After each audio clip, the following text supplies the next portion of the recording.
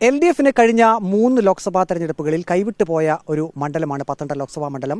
ഇക്കുറി പത്തനംതിട്ട ലോക്സഭാ മണ്ഡലത്തിൽ വിജയിച്ച് അടങ്ങൂ എന്ന ദൃഢനിശ്ചയത്തോടു കൂടിയാണ് LDF പ്രവർത്തകർ തെരഞ്ഞെടുപ്പ് പ്രചാരണ രംഗത്ത് സജീവമായത്. ഇപ്പോൾ നമ്മോടൊപ്പം LDF പാർലമെന്റ് മണ്ഡലം സെക്രട്ടറിയും തെരഞ്ഞെടുപ്പിനെ നയിച്ച റാന്നി മുൻ MLA കൂടിയുമായിട്ടുള്ള രാജു അബ്രഹാമാണുള്ളത്. പാർട്ടിയുടെ ഒരു അസസ്മെന്റ് എങ്ങനെയാണ് ഇപ്രാവശ്യം?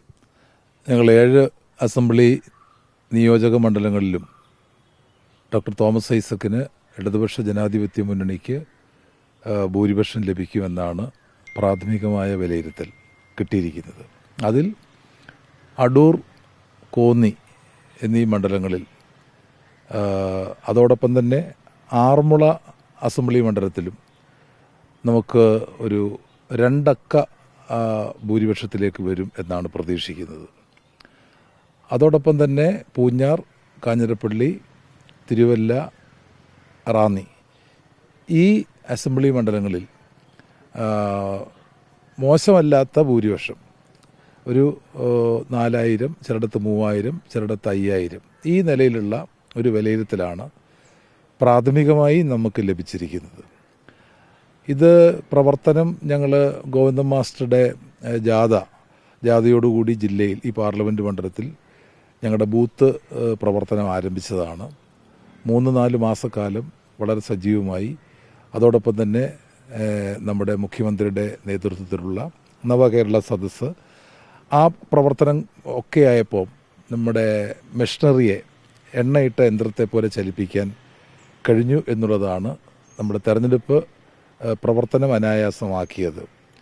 ധാരാളം UDF പ്രവർത്തകർ, പ്രത്യേകിച്ച് കോൺഗ്രസ് പ്രവർത്തകർ വോട്ടിങ്ങിൽ പങ്കെടുക്കാതിരുന്നു എന്നുള്ളൊരു വിലയിരുത്തൽ ഞങ്ങൾക്ക് പ്രാഥമികമായി ലഭിച്ചിട്ടുണ്ട്.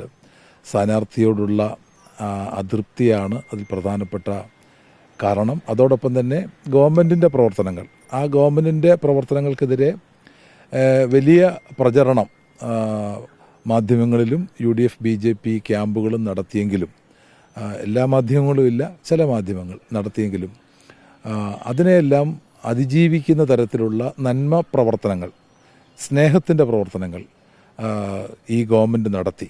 അതോടൊപ്പം തന്നെ കേരളത്തിന് വേണ്ടി ശക്തമായി വാദിക്കുവാൻ ഒരു പാർലമെൻറ്റ് അംഗം ഉണ്ടാവണം എന്നുള്ളത് അതൊരു വികാരമായി മാറി.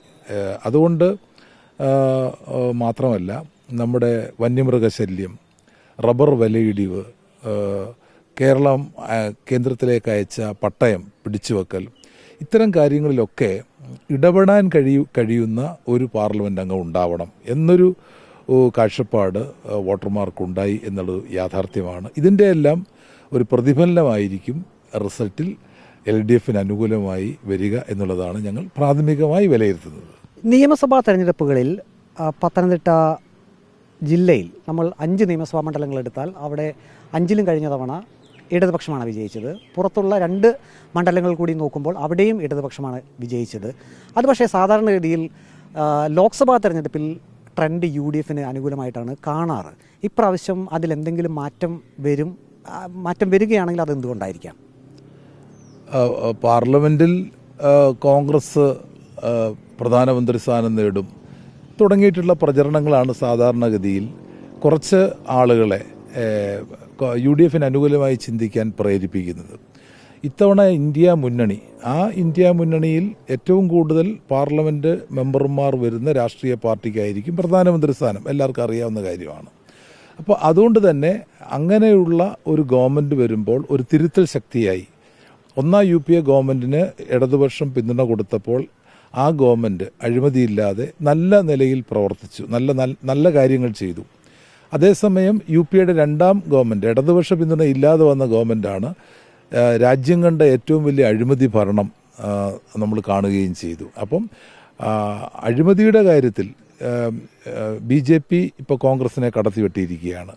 അപ്പോൾ അതുകൊണ്ട് അഴിമതി നിർമ്മാർജ്ജനം ചെയ്ത് ഇന്ത്യയിലെ പാവപ്പെട്ട ജനങ്ങൾക്കും കർഷകർക്കും ഗുണകരമായ തീരുമാനമെടുപ്പിക്കാൻ നിർണായകമായൊരു പങ്ക് ഇടതുപക്ഷത്തിനെ കഴിയൂ എന്ന വികാരം ഇത്തവണ ജനങ്ങൾക്കുണ്ടായി. അതുകൊണ്ടാണ് നിയമസഭാ തെരഞ്ഞെടുപ്പിൻ്റെ വോട്ടിംഗ് പാറ്റേണിൽ നിന്ന് മാറി ഇക്കുറി ചരിത്രത്തിലാദ്യമായി പത്തനംതിട്ട പാർലമെൻറ്റ് LDF-ന് അനുകൂലമായി കേരളത്തിലെ മറ്റു പാർലമെൻറ്റ് നിയോജക മണ്ഡലങ്ങളിൽ വരുന്ന റിസൾട്ട് പോലെ തന്നെ LDF ഒരു ഉന്നതമായ വിജയം, ഒരുപക്ഷെ 2004 ആവർത്തിക്കുമോ എന്ന് പോലും പറയാൻ കഴിയാത്ത രൂപത്തിൽ അനുകൂലമാണ്. പൊതുവെ LDF അനുകൂലമായിട്ടുള്ള ഒരു ജനവിധിയായിട്ട് ഇത്തവണ ഈ ജനവിധി മാറും. ഈ വോട്ടെടുപ്പിൻ്റെ അന്ന് EP ജയരാജൻ പ്രകാശ് ജാവദേക്കറുമായിട്ടുള്ള ആ ഒരു വിഷയം മാധ്യമങ്ങൾക്ക് മുന്നിൽ സംസാരിച്ചത് പത്തനംതിട്ട ലോക്സഭാ മണ്ഡലത്തിൽ ഇടതു മുന്നണിക്ക് എന്തെങ്കിലും ദോഷം ചെയ്യുമോ?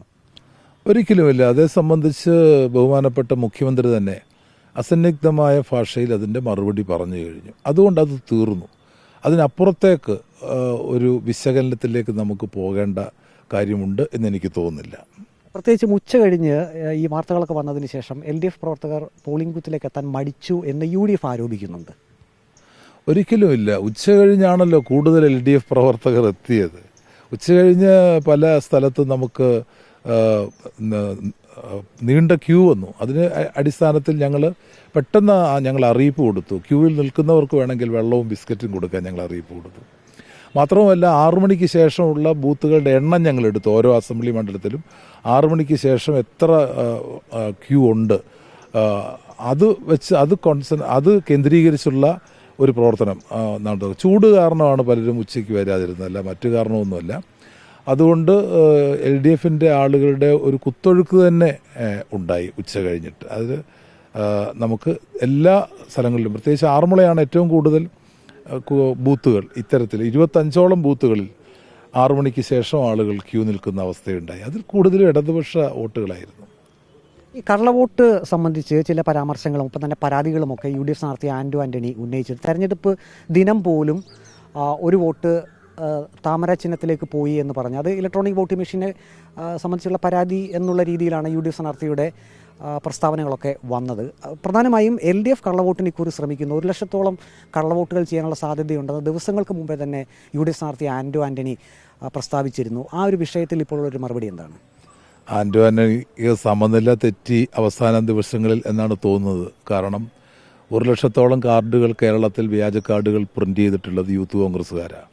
അതിൻ്റെ പേരിൽ യൂത്ത് കോൺഗ്രസിൻ്റെ പല നേതാക്കന്മാരും ജയിലിലാണ്. അപ്പോൾ ജയിലിൽ കടന്ന് അത് സ്വാതന്ത്ര്യ സമരം നേടാൻ വേണ്ടിയല്ല ജയിലിൽ പോയത്, മറിച്ച് വ്യാജ കാർഡ് ഉണ്ടാക്കിയതിൻ്റെ പേരിലാണ് ജയിലിൽ പോയത്. അത്തരം ആളുകൾ വ്യാജ കാർഡ് ഉണ്ടാക്കുന്ന എന്ന് വിളിച്ചു പറയുന്നത്, പിന്നെ 2 കാലിൽ മന്തുള്ളവൻ റോഡേ പോകുന്നവനെയൊക്കെ മന്ദ എന്ന് വിളിക്കുന്നതിന് തുല്യമാണ്. അല്ലാതെ ഇപ്പോൾ ഇവിടെ തന്നെ ഒരു വോട്ട് മാറി എന്ന് അവകാശപ്പെടുന്നു. ചിലപ്പോൾ ആ വോട്ട് എനിക്ക് അറിഞ്ഞുകൂടാ, ചിലപ്പോൾ താമരയ്ക്കായിരിക്കും കുത്തിയത്, താമരയാണ് തെളിഞ്ഞത്. അതിന് പഴിച്ചിട്ട് കാര്യമൊന്നുമില്ല. എന്തായാലും ഈ തെരഞ്ഞെടുപ്പുമായി ബന്ധപ്പെട്ട് അവിടെ ഒരു കുത്തിയിരിപ്പ് സത്യാഗ്രഹം നടത്തി. അവിടെ ഒരു ജീവനക്കാരൻ ഔദ്യോഗിക അവിടെ ജീവനക്കാരുടെ ഗ്രൂപ്പിലേക്കാണത് ഇട്ടത്, അല്ലാതെ പുറത്തല്ലിട്ടത്. അതേസമയം ആ ജീവനക്കാരുടെ ഗ്രൂപ്പിൽ നിന്നും അതെടുത്ത് പബ്ലിക് ഡൊമൈനാക്കി ലോകം മുഴുവൻ കാണിച്ചു കൊടുത്ത ആൾക്കെതിരെ നടപടിയില്ല, ഒരാൾക്കെതിരെ നടപടി. അത് നീതിയല്ല, അത് ശരിയല്ല. എല്ലാവർക്കെതിരെ നടപടി ഉണ്ടാകണം. വ്യാജ കാർഡ് ഞങ്ങൾ കളക്ടർക്ക് പരാതി കൊടുത്തിട്ടുണ്ട്. വ്യാജ കാർഡ് ആരോപണം ഉന്നയിച്ച് ഡോക്ടർ തോമസ് ഐസക്കിനെയും LDFനെയും തേജോവധം ചെയ്യാൻ, വ്യക്തിഹത്യ നടത്താൻ ശ്രമിച്ചതിനെതിരെ ഞങ്ങൾ തെരഞ്ഞെടുപ്പ് കമ്മീഷന് ഞങ്ങൾ പരാതി കൊടുത്തിരിക്കുകയാണ്. അതിന് നേതൃത്വം കൊടുത്ത മുഴുവൻ ആളുകൾ, ആരോപണം ഉന്നയിച്ചിട്ടുള്ള ആളുകളെ മുഴുവൻ നിയമ നടപടിക്ക് വിധേയമാക്കണം. അവരെ തെരഞ്ഞെടുപ്പിൽ അയോഗ്യത കൽപ്പിക്കണം. അതുപോലെ തന്നെ 144 ലംഘിച്ചു. പരസ്യമായി ജില്ലാ കളക്ടറുടെ ചേംബറിന് മുന്നിൽ നിരവധി ആളുകൾ 144 പ്രഖ്യാപിച്ചപ്പോൾ അവിടെ വന്ന് സമരം നടത്തിയെന്ന് പറഞ്ഞാൽ സ്ഥാനാർത്ഥി തന്നെ ക്രിമിനൽ കുറ്റം നടത്തിയിരിക്കുകയാണ്, നിയമലംഘനം നടത്തിയിരിക്കുകയാണ്. അത് വളരെ ഗുരുതരമായ ഒരു പ്രശ്നമായിട്ട് തന്നെ തെരഞ്ഞെടുപ്പ് കമ്മീഷൻ എടുക്കണമെന്ന് ഞങ്ങൾ ആവശ്യപ്പെട്ടു. രേഖാമൂലം ഞങ്ങൾ പരാതി കൊടുത്തിരിക്കുകയാണ്. തെരഞ്ഞെടുപ്പ് കമ്മീഷൻ്റെ നടപടി ഞങ്ങൾ പ്രതീക്ഷിച്ചിരിക്കുകയാണ്. നടപടി എടുക്കും എന്നാണ് ജില്ലാ കളക്ടർ പറഞ്ഞത്. ആ പറഞ്ഞതിനെ ഞങ്ങൾ സ്വാഗതം ചെയ്യുകയും ചെയ്തു. CPIM സംസ്ഥാന കമ്മിറ്റിക്ക് നമ്മുടെ ഈ പത്തനംതിട്ട ലോക്സഭാ മണ്ഡലത്തിലെ ഒരു വിശകലനം അതെപ്പോഴത്തേക്ക് കൊടുക്കും? CPIM സംസ്ഥാന കമ്മിറ്റിക്ക് നമ്മൾ ഇന്നലെ തന്നെ നമ്മൾ ആ വിശകലനം, ആ റിപ്പോർട്ട് കൊടുത്തു കഴിഞ്ഞു. ഈ പറയുന്ന 50,000-ഓളം വോട്ടിൻ്റെ ഭൂരിപക്ഷം നമുക്ക് ഏറ്റവും കുറഞ്ഞ നിലയിൽ തന്നെ കിട്ടും. അതുപോലെ തന്നെ UDF കേന്ദ്രങ്ങളിൽ വോട്ടിംഗ് ശതമാനത്തിൽ വലിയ കുറവുണ്ടായി. ഇക്കാര്യങ്ങളെല്ലാം ചൂണ്ടിക്കാട്ടിയുള്ള റിപ്പോർട്ട് ഞങ്ങൾ ഓൾറെഡി കൊടുത്തു കഴിഞ്ഞു. രണ്ട് പ്രധാനപ്പെട്ട പോയിന്റുകളാണോ അതിൽ ഉള്ളത്, അതോ അതിൽ കൂടുതൽ എന്തെങ്കിലും വിശകലനങ്ങളുണ്ടോ? ഒന്ന്, ഞങ്ങളുടെ ഇടതുപക്ഷ വോട്ടർമാരെ പരമാവധി ഞങ്ങൾക്ക് പോളിംഗ് ബൂത്തിൽ എത്തിക്കാൻ വേണ്ടി കഴിഞ്ഞു. ഞങ്ങളുടെ പോളിംഗ് സ്ക്വാഡുകൾ അക്കാര്യത്തിൽ ഞങ്ങൾ നേരത്തെ തന്നെ ആ പോളിംഗ് സ്ക്വാഡുകളെ സജ്ജരാക്കി നിർത്തിയിരുന്നു. ഒരാൾ പോലും വീട്ടിലിരിക്കാതെ മുഴുവൻ ആളുകളെയും പോളിംഗ് ബൂത്തുകളിലേക്ക് എത്തിക്കുക എന്നുള്ള വലിയൊരു ഉത്തരവാദിത്വം നമ്മുടെ ചെറുപ്പക്കാർ ആ പോളിംഗ് സ്ക്വാഡിൻ്റെ പ്രവർത്തനത്തിലൂടെ തന്നെ കാഴ്ചവെച്ചു.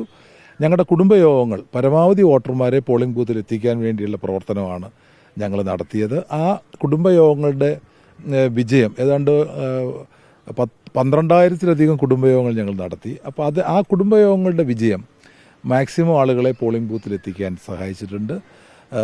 അതോടൊപ്പം തന്നെ സ്ഥാനാർത്ഥിയെ സംബന്ധിച്ചുള്ള നല്ല മതിപ്പ്, സ്ഥാനാർത്ഥി രാജ്യം കണ്ട ഏറ്റവും നല്ല ധനകാര്യ മന്ത്രിയായിരുന്നു ഡോക്ടർ തോമസ് ഐസക്. ആ ധനകാര്യമന്ത്രി നമ്മുടെ രാജ്യത്തെ നയിക്കട്ടെ എന്നാണ് ഞങ്ങൾ ജനങ്ങളോട് പറഞ്ഞത്. അത് ജനങ്ങൾ അംഗീകരിച്ചു എന്നാണ് ഞങ്ങൾ പ്രതീക്ഷിക്കുന്നത്. പത്തനംതിട്ട ലോക്സഭാ മണ്ഡലത്തിൽ LDF സ്ഥാനാർത്ഥി ഡോക്ടർ തോമസ് ഐസക് 50,000-അടുത്ത് വോട്ടിന്റെ ഭൂരിപക്ഷത്തിൽ വിജയിക്കുമെന്നാണ് CPIM സംസ്ഥാന കമ്മിറ്റിക്ക് റിപ്പോർട്ട് പോയിരിക്കുന്നത്. വിജയപ്രതീക്ഷയിൽ കുറഞ്ഞൊന്നും ഇടതുപക്ഷം കരുതുന്നുമില്ല. വീഡിയോ ജേർണലിസ്റ്റ് അജി കുടുംബനൊപ്പം reporter Praveen Purushothaman. In reporter, Pathanamthitta.